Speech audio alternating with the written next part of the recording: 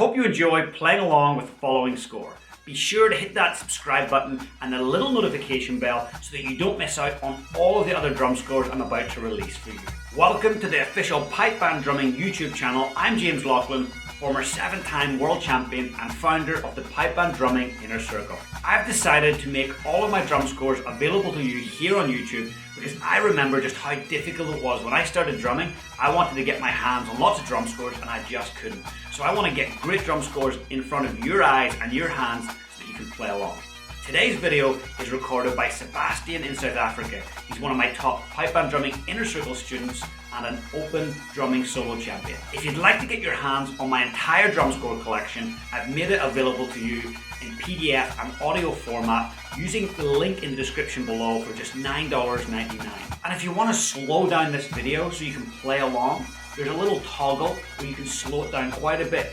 And it's the best way to master things is to slow things down. So feel free to slow the video down, and repetition is what builds experience. It's what builds confidence. It's what builds execution as a drummer. So feel free to come back to this video and repeat it over and over. Have fun.